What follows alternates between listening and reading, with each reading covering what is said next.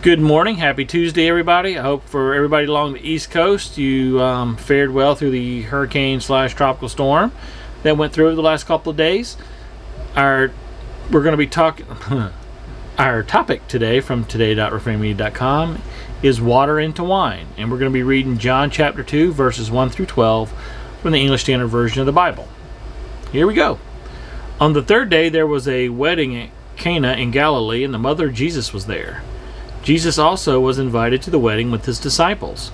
When the wine ran out, the mother of Jesus said to him, "They have no wine."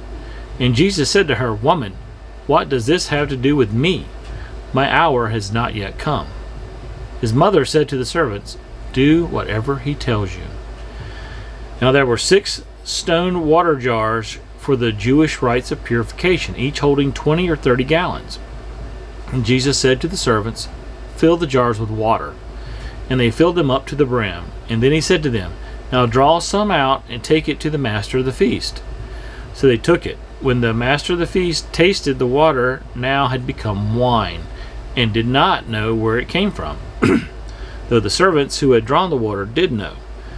The master of the feast called the bridegroom and said to him, "Everyone serves the good wine first, and when the people have drunk freely, then the poor wine. But you have kept the good wine until now." This, the first of his signs, Jesus did at Cana in Galilee, and manifested his glory, and his disciples believed in him. After this, they went down to Capernaum with his mother and his brothers and his disciples, and they stayed for a few days. So in this story, Jesus changes more than 120 gallons of water into wine for the guests at a wedding feast. And Jesus tells us that this was the first sign or miracle and John tells us that this was the first sign or miracle through which Jesus revealed his glory. But as readers today, we might find ourselves wondering why Jesus even provided wine to drink.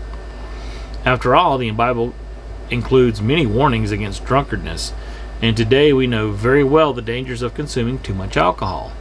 So why does Jesus seem to encourage drinking here, and what do gallons of wine have to do with being the Savior of God's people?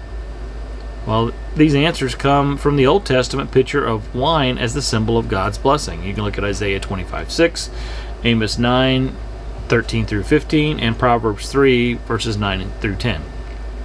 Wine is often used to represent God's abundant provisions for his people. In this scene, Jesus has also chosen to demonstrate his blessing, the blessing of his coming kingdom, by blessing a wedding ceremony with a sign. The wine serves as a symbol of God's provision in Jesus and the generous love he will put on display.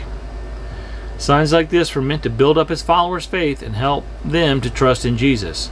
How is God demonstrating his abundant love for you in your life today? How has God been providing for you as a sign that you belong to him? Great questions. Let's pray. Father, help me to trust and believe that I am loved by you, and to see the ways you have been providing for me in my life. Amen.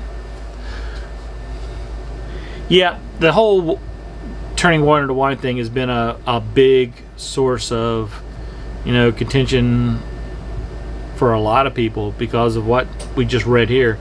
That the Bible does warn against drunkenness and things like that. Well, but in this particular case, since they ran out of wine, that means they had been drinking for a while at this feast, so Jesus provided more.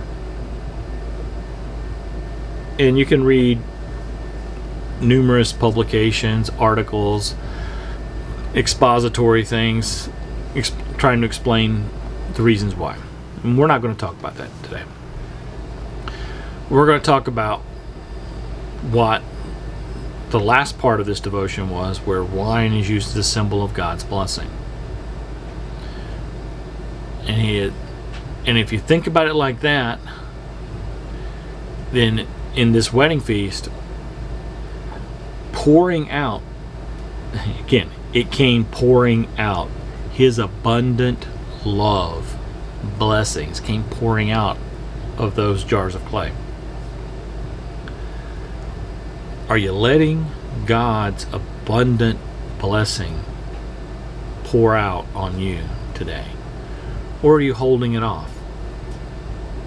You know, people don't realize, but they can actually ignore or even just downright, deny or take a pass on God's blessing.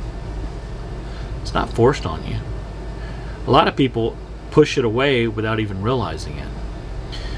A topic that I've been part of a lot recently and talking with different people is allowing others to be blessings to you, and whatever that looks like, whether that means doing nice things for you, giving you money because you may need it, or there's a perceived need by the person giving you the money. And so by pushing those people away, no matter how much in love and kindness you do that, you're actually stopping them from being a blessing to you, which could also in turn be a blessing to them. So keep that in mind the next time somebody tries to do something nice for you. Don't just say no, because that's our pride talking. That's our independence talking. If a brother or sister in Christ wants to come alongside of you and help you, you need to let them.